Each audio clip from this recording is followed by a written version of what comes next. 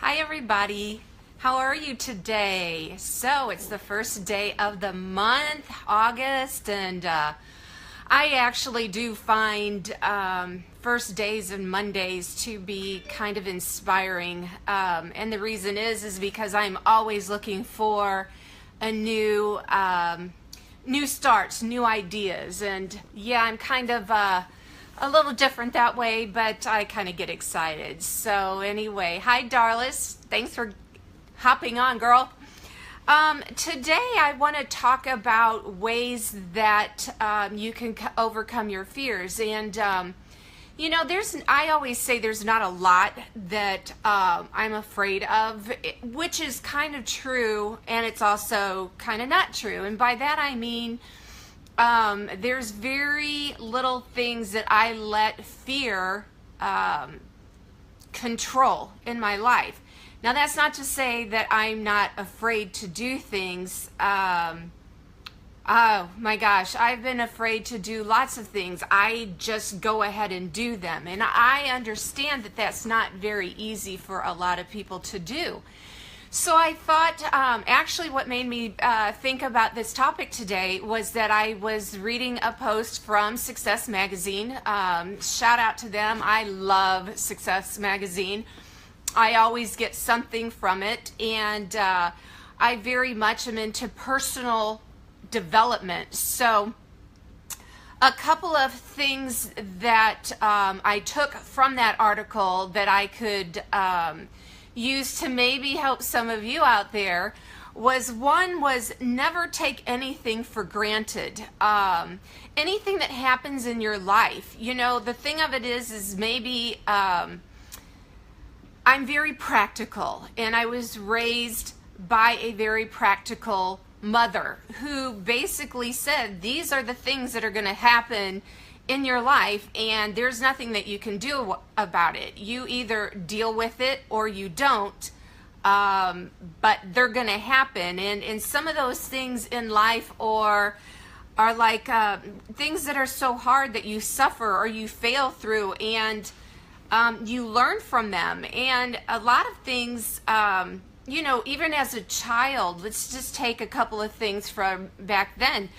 When you're a kid, so take this for what it was. I was a kid. I didn't have jobs to think about and all that, but I wanted to be a cheerleader so bad, and I worked very hard at it. And so my first cheerleading thing was in 7th grade, and I went to a Catholic grade school. And in 7th grade, I made the cheerleading squad, and I did it. Well, in 8th grade, I didn't. And I was devastated. I mean, devastated. I didn't know what I was going to do. I was embarrassed to go back to school, blah, blah, blah. Long story short, I ended up being a cheerleader for that year. But that intense pain and feel that how I felt a failure actually made me stronger in my future, because I always kind of remembered that feeling. And it made me practice harder, so that when I went to high school, I practiced all summer long in order to become a high school cheerleader. And, a lot of people may think that's not a big deal, but, that was a goal. That was a goal I had in mind. That is how I saw my future for 4 years. And that's what I worked towards. But, had I not failed so miserably and felt how that felt, then the success and the hard work would not have paid off as much. Does that make sense? If it does, kind of put a 1 in the comments for me so that you know what I'm talking about. So the second thing is move towards your fears. And I understand that this is very, very hard for a lot of people, but there's just, I don't know if I'm warped or what, but when I'm afraid of something, I look at it as a challenge, and maybe that is a personality thing. I'm not real sure. But when I see something that scares me, I'm more apt to go and do it. Does that make sense? So for an example, like I went they're like going zip lining 125 feet up in the air in the jungles of Mexico, scared the living crap out of me. But also there was this adrenaline rush, and I just watched other people do it, and I figured, well, if they can do it, I can do it. And I did, and it was the most fantastic experience that I had. And I'm going to tell you another thing. I had to rappel off of this platform, off of this tall tree, and I was scared to death. But guess what? That was the only way I was going down. So I did it. And the thing of it is I found out it was more fun than the actual zip lining was. I loved rappelling. But had I not done it and had I not faced that fear, I would have never known that. The other thing too is just like starting this current business that I'm in right now. Had I even thought about it, I was called up one day and said, hey, we're changing companies. I know this is for you. You need to come and do this. Okay, everybody thinks that I am fearless. I guess that's because I just face my fears and do them. However, I did think about it for a couple of days, but there was nothing that I knew about the company, about anything. I was scared to death and went ahead and did it because somebody I trusted said that I should do it and that this is going to be good. And I signed up. Screw it. I signed up. Now, I didn't get started right away with it because of that fear, but I still did it. And the thing of it is, I want to slap myself right now a little bit for not getting ahead of it and starting when I signed up. But I'm over that because now I am having incredible success on growing. Every month I grow more. I'm helping my team grow more. Do I know everything? Oh, hell no. I don't know anything. But you know what? I am surrounded by people that if they don't know the answers, they know people who can. And you know what? That's everything in life. Just go. If you are afraid, take the steps to go forward. Most likely, you just keep asking the right people and they're going to help you. Okay, so this one is kind of hard for me. Give up some control. Yeah, I'm an oldest kid, so I don't know if control is an oldest kid thing, but I'm sorry, I'm sitting on my foot and I am going numb. Anyway, so I have always been a little bit of a control freak. I'm pretty sure that I came out, my mom once told me that I came out of the womb telling the doctors what to do and how to do it, which is not always a good thing. And to be honest with you, being a control freak sucks. It's stressful. But I embrace it. And here's the thing about giving up control. We would have never then gotten such a successful business in the photography industry had we not given up some control and hired employees to do some of the things that we knew were important to do. We would have never grown. We would have never had the successful business had we not doing that. Now, I am not here to tell you that every time you give up control, it's going to be a good thing, because quite honestly, it's not always a good thing. But you know what is? You give up that control, you can always take it back. That's how I feel about it. But I will say that I wish I was a little bit more, I knew this stuff a little bit earlier on in my career, because it would have made things a little bit easier on me. So give up control. When you do give up those controls, some control, little, you have to do little. Don't give up all control, for God's sakes. I mean, seriously, you trying to put yourself in a mental hospital and be on Xanax for the rest of your life? That is not good. Little. Okay. So another thing is try something new until you feel comfortable with it. I don't know what that is. Well, that's not true. I started a new company, for goodness sakes. Going with a new company I knew nothing about. And I'm getting more and more comfortable every day with it. So, you know what? You're never too old. And the thing of it is, it's kind of exciting doing something new and then like starting here at zero, and then okay, you get a little bit better, and you get a little bit better, and you get a little bit better, and then over here you're helping other people get a little bit better. You're helping them. So being kind of stupid actually makes you feel smarter every single day when you're starting back over. I'm just saying. Just try different approaches. If you don't know what you're doing, try different approaches until you become comfortable with it.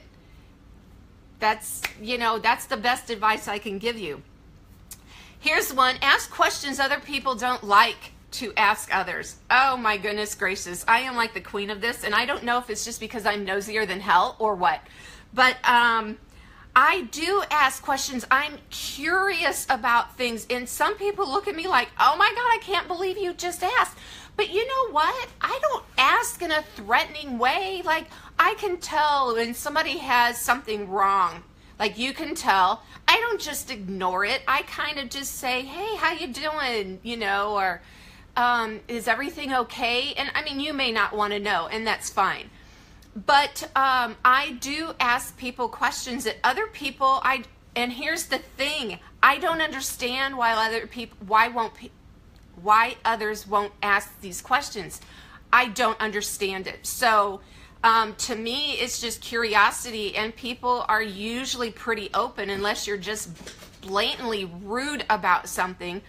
But if you're asking questions like you really want to know the answer, then most people are happy. And then I also just tell them, hey, look, if this is something I should not know about, please let me know, but I'm going to ask it anyway.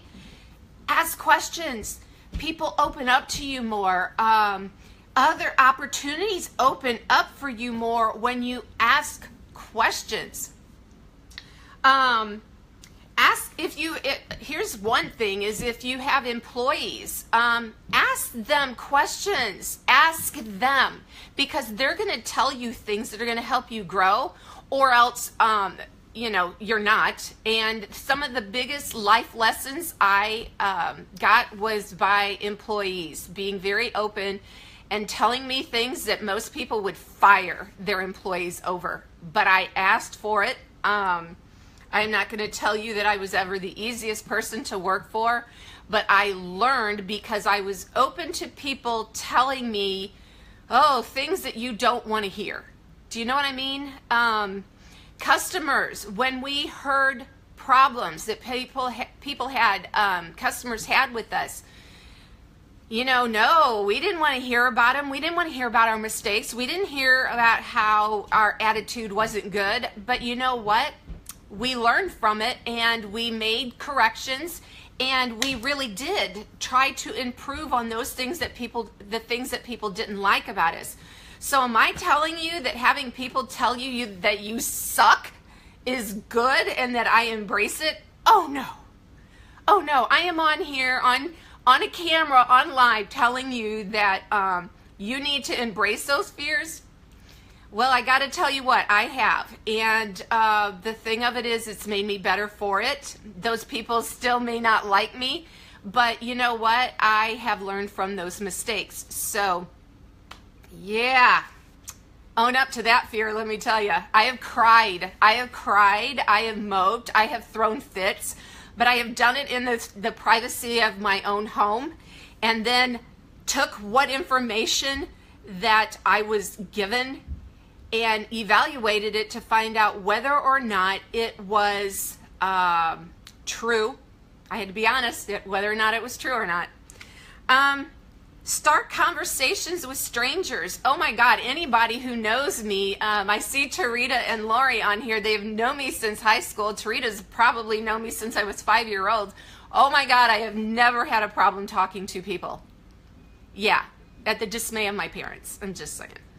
But I learn the coolest things from people. I'm standing in a line, I'm like, hi. I smile at people just because I want them to feel comfortable. I want them to know that not everybody in the world is an asshole like it feels like everybody is in this world.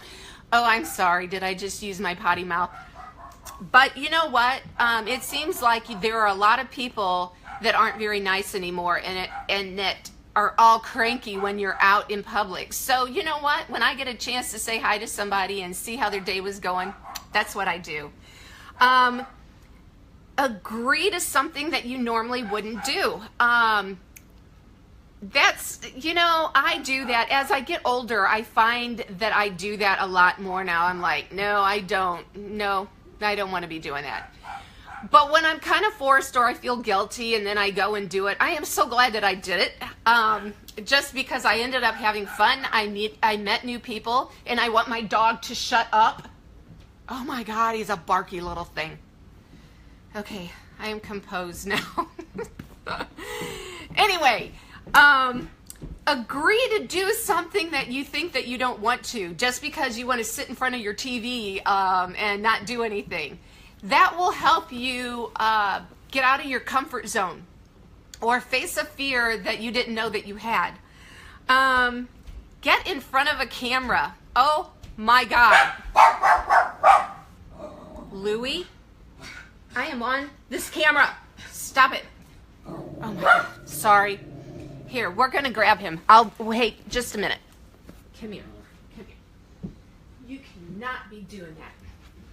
We're going to talk to people. So here's Louie. He is my little barky thing. He is the sweetest thing, but he's got to go say hi and talk to everybody in the world. So, hi, Louie.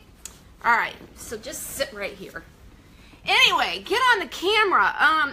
Get in front of a camera. Here's the deal with that.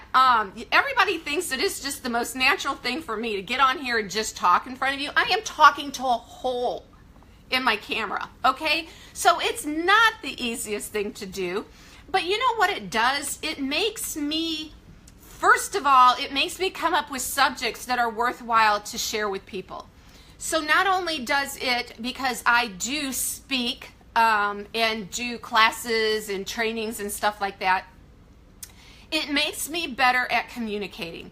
It makes me better with eye contact. It makes me do my personal development to help me get better. And when I think that it is helping me, I'm pretty sure it's got to be helping somebody else out there. You know what I mean? So what it does, getting in front of the camera and being able to do these lives to you, not only allows me to share with you, but I do go back eventually and look at these and think, oh my God, I make so much fun of myself, it's ridiculous. And I can't even wait to go back and see how many times I've said, here on this one. But it makes me a better presenter.